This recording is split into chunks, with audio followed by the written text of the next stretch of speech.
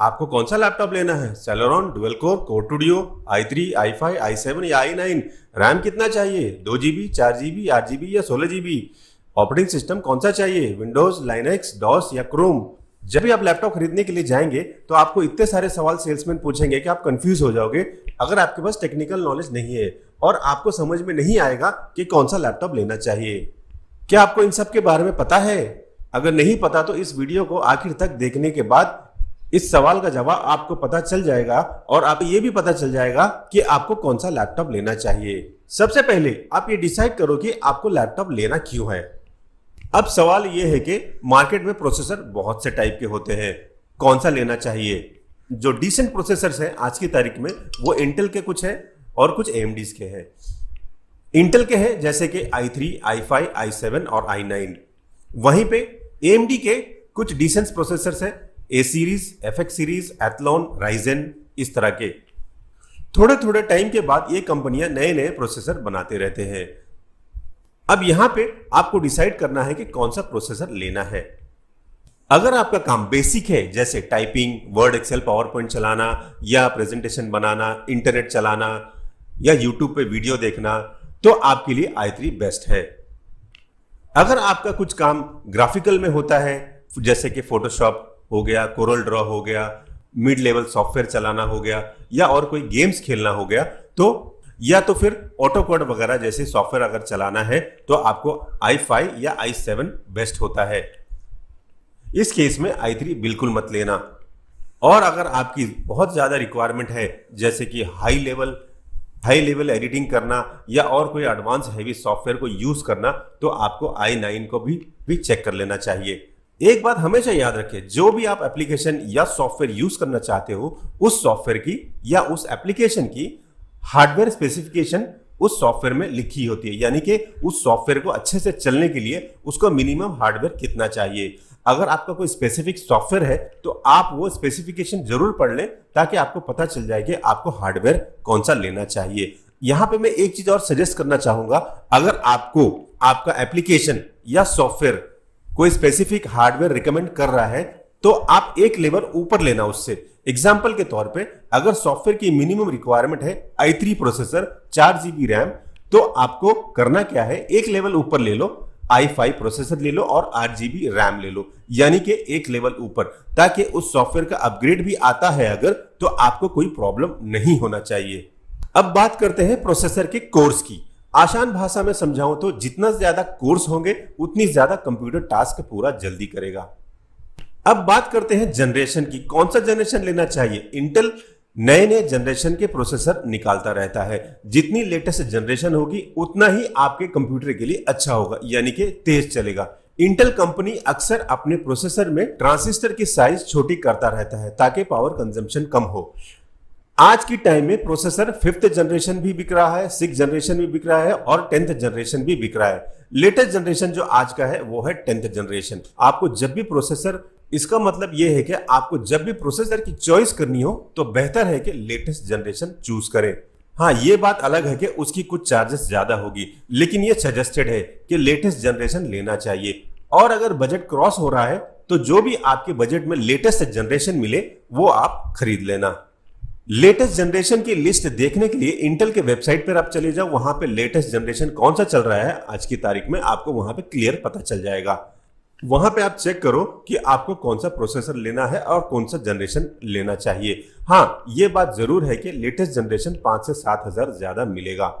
मेरा सजेशन है कि आपका बजट अगर अलाउ करता है तो लेटेस्ट जनरेशन ही लेना, क्योंकि वो लेटेस्ट टेक्नोलॉजी के हिसाब से बना होता है और वो मल्टीटास्किंग भी अच्छी तरह से परफॉर्म करता है।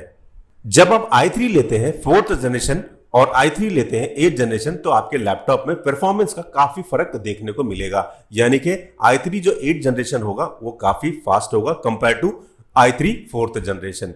तो आप जब भी आप प्रोसेसर का चॉइस कर रहे हो तो देखना कि कौन से जनरेशन का है, लेटेस्ट हो या उससे एक लेवल नीचे हो और ज्यादा पुराना ना हो। प्रोसेसर के बाद दूसरा इंपॉर्टेंट कंपोनेंट है रैम। मार्केट में जब कंप्यूटर लेने जाएंगे तो आपको रैम जैसी कुछ चीजें सुनने को मिलेगी। रैम का मतलब है कि रैंडम एक्सेस मेमोरी। रैम एक मीडिएटर की तरह काम करता है। होता क्या है, प्रोसेसर का काम होता है कि प्रोसेस करना। प्रोसेसर के पास जितनी चीजें प्रोसेस करने के लिए आएगी वो प्रोसेस करके देता जाएगा। वो प्रोसेस करके देता कहाँ है, वो देता है रैम को, और जब फाइनल सेव करने का टाइम आता है तब वो भेजता है हार्ड डिस्क को। जितनी ज्यादा रैम होगी उतनी मल्टीटास्किंग कर पाएगा और उतना ही कंप्यूटर आपका स्मूथली चलेगा। अगर आप i3 ले रहे हो तो आपके लिए 4 GB इनफ है। आगे चल के आपको लगे कि स्मूथ फंक्शनिंग के लिए एक्स्ट्रा रैम की जरूरत है तो आप अलग से उसे खरीद के लगवा सकते हो। और अगर आप i5 या i7 ले रहे हो तो आपको 8 GB मिनिमम लेना चाहिए, क्योंकि i5 प्रोसेसिंग के हिसाब से 8 GB रैम डिसेंट है और ये मल्टीटास्किंग अच्छी तरह कर पाएगा। और अगर आप i9 ले रहे हो तो आपको कम से कम 16 GB रैम लेना ही चाहिए ताकि उसकी प्रोसेसिंग की भरपूर यूटिलाइजेशन कर पाए। आज के टाइम के हिसाब से देखें तो i3 जो है वो एक एंट्री लेवल का प्रोसेसर माना जाता है। i5 और i7 जो है वो हाई लेवल का माना जाता है और अब i9 आने लगा है जो i5 और i7 से भी ज्यादा फास्ट प्रोसेसिंग करता है, लेकिन उसके लिए आपको अच्छा खासा बजट के लिए तैयार रहना पड़ेगा। अगर आप 4 ही GB रैम लेते हो तो लगभग 2 GB तो विंडोज ही ऑक्यूपाई कर लेगा। उसके बाद बचता कितना है, बचता है 2 GB। 2 GB में कितनी प्रोसेसिंग कर पाएगा? आजकल तो हमारे फोन में ही 4 GB 6 GB 8 GB आने लगे हैं और ये तो कंप्यूटर है जहां हमें मल्टीटास्किंग की जरूरत पड़ेगी। तो हमें चाहिए कि जितना हो सके ज्यादा रैम ले अपने कंप्यूटर के लिए। जब आपने रैम लेने का डिसाइड कर लिया है कितनी जीबी की रैम लेनी है, तो अब इसमें एक चीज और आता है कि इसमें जनरेशन होती है। रैम में भी डिफरेंट DDR होता है। DDR का मतलब होता है double data rate. DDR generation कई टाइप में आती है, जैसे कि DDR1, DDR2, DDR3, DDR4 और अब DDR5 भी आने लगा है। DDR5 जो है आजकल लेटेस्ट जनरेशन है जो चल रहा है मार्केट में। जितनी ज्यादा लेटेस्ट जनरेशन होगी उतना ही कंप्यूटर फास्ट चलेगा, क्योंकि उसमें ट्रांसफर रेट बहुत ज्यादा होता है और बहुत ही कम वोल्टेज की रिक्वायरमेंट होती है। आज के कंप्यूटर सॉफ्टवेयर के हिसाब से DDR4 या DDR5 लेना बेहतर है। DDR1, DDR2 या DDR3 नहीं लेना, क्योंकि वो स्लो चलता है। अगर आप 2020 में लैपटॉप लेने की सोच रहे हैं तो लेटेस्ट जनरेशन का ही लेना, क्योंकि नई टेक्नोलॉजी लगभग 1 साल या 1.5 साल में पुरानी हो जाती है और उसके ऊपर की टेक्नोलॉजी मार्केट में लॉन्च हो जाती है। तो इसीलिए लेटेस्ट टेक्नोलॉजी लेना ताकि आप कुछ साल तक उसको यूज कर सके और इस्तेमाल कर सके। इसलिए जब आप इन्वेस्ट कर ही रहे हो तो 3-4 हजार ज्यादा खर्च करके लेटेस्ट ही लो, ताकि आपको कुछ टाइम ज्यादा यूज करने को मिले, ताकि आप उस पर कुछ ज्यादा समय तक काम कर सके। नेक्स्ट इंपॉर्टेंट कंप्यूटर कंपोनेंट आता है हार्ड ड्राइव, जहां पे आपकी इंपॉर्टेंट फाइल्स सेव होती है। अब मार्केट में ज्यादातर 2 टाइप की हार्ड ड्राइव आती है, एक होता है HDD और दूसरा होता है SSD। अब ये HDD क्या है भाई और ये SSD क्या है? HDD में आपको ज्यादा कैपेसिटी मिल जाता है और उसकी प्राइस कम होती है। HDD में मोटर होता है, मूविंग हेड होता है और लॉजिक बोर्ड होता है। लेकिन उसी तरफ SSD की बात करें तो ये महंगा होता है और कैपेसिटी भी कम होती है, लेकिन इसकी स्पीड काफी ज्यादा होती है कंपेयर टू HDD।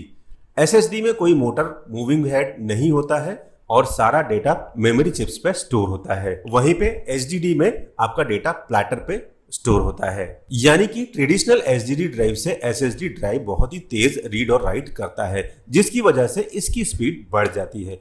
अगर आपको HDD और SSD में ज्यादा जानकारी चाहिए, उसके ऊपर मैंने अलग से एक वीडियो बनाया है, मैंने आई बटन में लिंक दे दिया है ऊपर, वहां पे आप क्लिक करके HDD और SSD की डिफरेंस ज्यादा डिटेल में समझ सकते हैं।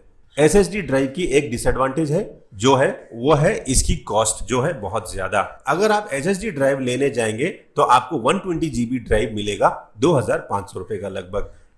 वहीं पे जब आप लेने जाएंगे ट्रेडिशनल HDD ड्राइव 1 TB का, तो आपको वो मिल जाएगा लगभग 3600 रुपए का। यानी कि बहुत ज्यादा डिफरेंस है कॉस्ट में। जहां पे SSD आपको 120 GB मिल रहा है 2500 का, वहीं पे आपको HDD मिल रहा है 1 TB का 3600 के आसपास का। और यही कॉस्ट की वजह से ज्यादा लोग इसे नहीं लेते। लेकिन वहीं पे एप्पल की लैपटॉप की बात करें तो ज्यादातर उसमें SSD ड्राइव मिलेगा, जिसकी वजह से उसकी स्पीड काफी फास्ट होती है। अब ये तो हो गई बात हार्डवेयर की। ये जरूर चेक करना कि उसमें ऑपरेटिंग सिस्टम कौन सा मिल रहा है। ऑपरेटिंग सिस्टम अलग अलग टाइप के होते हैं, जैसे कि DOS, लिनक्स और विंडोज। अगर आप DOS या लिनक्स के साथ ऑपरेटिंग सिस्टम लेना है तो आपको ज्यादा एक्स्ट्रा चार्ज नहीं लगेगा, लेकिन ज्यादा कुछ काम का नहीं होता है ये। और अगर आप अलग से विंडोज इंस्टॉल कराते हो, बड़ी दिक्कत हो सकती है अगर आपको टेक्निकल नॉलेज नहीं है, क्योंकि यार वो ड्राइवर डालो, कॉन्फ़िगर करो, OS इंस्टॉल करो और वगैरह वगैरह।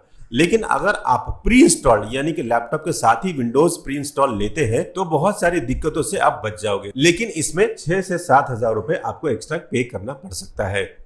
लेकिन इसमें अच्छी बात यह है कि आपको लाइसेंस्ड ऑपरेटिंग सिस्टम मिलता है, पायरेसी का कोई मतलब ही नहीं। और मैं हमेशा रिकमेंड करता हूं हमारे यूजर्स को कि भाई आप हमेशा लाइसेंस्ड सॉफ्टवेयर यूज करें, पायरेटेड कोई भी सॉफ्टवेयर यूज ना करें। अब बात आती है डिस्प्ले की, उसके रेजोल्यूशन की और उसके डिस्प्ले के साइज की, क्योंकि उसी के हिसाब से पैसा अप और डाउन होता रहता है। यह आपको अपने हिसाब से, आपकी रिक्वायरमेंट के हिसाब से लेना होगा, क्योंकि रिक्वायरमेंट सबकी अलग अलग होती है। यानी कि कोई अपने नॉर्मल काम के लिए लेता है, कोई गेम्स के लिए लेता है और कोई मूवीज वगैरह देखने के लिए लेता है। डिस्प्ले के बारे में तो सभी को पता ही होगा, जैसे कि 720p जो होता है एचडी रेजोल्यूशन रेडी कहलाता है, 1080p जो होता है वो फुल एचडी रेजोल्यूशन कहलाता है, 1440 जो होता है वो QHD रेजोल्यूशन कहलाता है। वहीं पे 4K और 8K तो आपको पता ही होगा, ये 4K अल्ट्रा HD है। अगर आप हेवी ग्राफिक्स या गेम्स यूज करने वाले हो तो आप ये जरूर देख लेना कि उसमें ग्राफिक्स कार्ड है या नहीं, और अगर है तो कितने जीबी की है, यानी कि कितनी मेमोरी के साथ आ रहा है। जितनी ज्यादा मेमोरी होगी उतनी ही ग्राफिकल प्रोसेसिंग फास्ट होगा।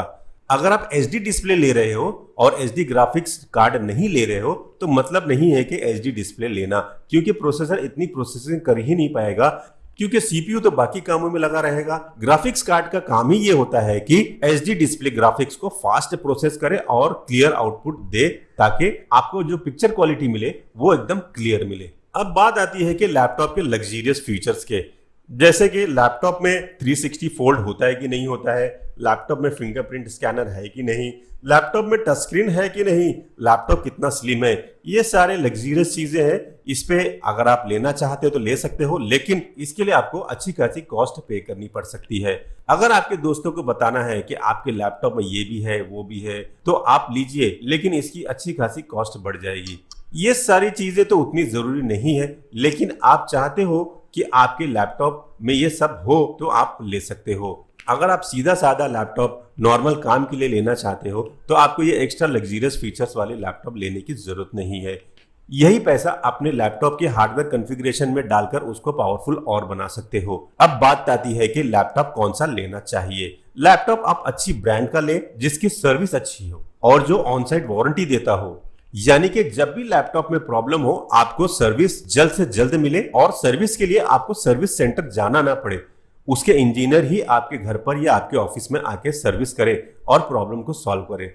कभी भी कैरी इन वारंटी मत लेना। कैरी इन वारंटी का मतलब यह है कि लैपटॉप खराब होने पर आपको लैपटॉप कंपनी के सर्विस सेंटर में ले जाना होगा। तो ये अननेसेसरी हैसल क्यों लेना जब ऑनसाइट वारंटी का ऑप्शन मिलता है। तो लैपटॉप लेने से पहले आप अपने सिटी में चेक कर लो कि वो ब्रांड की सर्विस आपके सिटी में है कि नहीं। अब बात करते हैं कि कौन से ब्रांड का लैपटॉप लेना चाहिए। मेरी पर्सनल ओपिनियन में आप कोई भी अच्छा ब्रांड ले सकते हैं, जैसे कि एसर, HP, डेल, इनमें से कोई भी ब्रांड के साथ जा सकते हैं। हाँ, लेकिन परचेज करने के पहले उनकी वारंटी टर्म्स जरूर देख ले। और भी ब्रांड के लैपटॉप है, आप अपनी सिटी के हिसाब से चेक कर लो और फिर लैपटॉप लेना, क्योंकि अगर आपने ऐसा लैपटॉप ले लिया जो आपके सिटी में सर्विस है ही नहीं, देता ही नहीं है, तो आपको बड़ा प्रॉब्लम फेस करना पड़ सकता है। एक इंपॉर्टेंट बात है, जब भी आप लैपटॉप ले तो आप एक्सटेंडेड वारंटी जरूर लेना, यानी कि कंपनी की ज्यादातर वारंटी 1 साल की होती है। 1 साल के बाद अगर लैपटॉप खराब होता है तो आपको मेंटेनेंस कॉस्ट लग सकता है। इसीलिए जब भी आप लैपटॉप ले तो एक्सटेंडेड वारंटी 2, 3, 4 साल जो भी मिल रही हो वो जरूर करवा लें, यानी कि टोटल वारंटी बढ़कर 3-4 साल हो जाएगी। कम से कम 3 साल तक तो आपको सोचने की जरूरत नहीं, यानी कि एक्सटेंडेड वारंटी में 3-4 हजार डालने के बाद होने वाली 8 से 10 हजार, 15 हजार मेंटेनेंस कॉस्ट जो बाद में आएगी वारंटी के बाद, वो बचाने का ऑप्शन हो सकता है। ऐसा इसलिए मैं कह रहा हूं क्योंकि 1 साल होने के बाद लैपटॉप खराब होने की चांस बहुत ज्यादा हो जाती है, और अगर लैपटॉप खराब होता है तो पैसा आपके जेब से ना लगे और वारंटी में कवर हो जाए। अब इसके बाद आता है एंटीवायरस सॉफ्टवेयर। मेरी मानो तो यार, जब इतना खर्चा कर ही रहे हो तो अच्छा लाइसेंस वाला एंटीवायरस जरूर लेना, नहीं तो पता चला कि आपने सब कुछ अच्छा लिया, कंप्यूटर लिया, प्रोसेसर अच्छा लिया, रैम अच्छा लिया, लेकिन एंटीवायरस नहीं लिया, जिसकी वजह से अगर आपके कंप्यूटर में वायरस आ गया तो हो सकता है कि आपको बड़ी प्रॉब्लम फेस करनी पड़ सकती है और आप परेशान हो जाओगे। इसीलिए हमेशा लाइसेंस सॉफ्टवेयर लीजिए, लाइसेंस एंटीवायरस लीजिए। अब सवाल आता है कि कौन सा एंटीवायरस लें। एंटीवायरस कुछ अच्छे ब्रांड है, मेरी पर्सनल ओपिनियन में 2-3 ब्रांड है, जैसे कि मैकेफी है, ट्रेंड माइक्रो है, सिमांटेक है, एटसेट्रा। इसमें और भी ब्रांड्स हैं, आप अपने हिसाब से देख लीजिए, उसका रिव्यू पढ़ लीजिए, उसके बाद एंटीवायरस लेना। आप मेरे मेरे मेरे पर्सनल ओपिनियन में मैकेफी, ट्रेंड माइक्रो और सिमांटेक वगैरह अच्छे ब्रांड्स हैं, इनमें से आप कोई भी ले सकते हो। अगर आपको वीडियो अच्छा लगा तो लाइक कर देना, और अगर आपके मन में अभी भी कोई डाउट है लैपटॉप बाइंग से रिलेटेड तो नीचे कमेंट जरूर करना। और इसी तरह के नॉलेजेबल और ट्रस्टेड वीडियोस को देखने के लिए चैनल को सब्सक्राइब करना बिल्कुल मत भूलना। Thank you.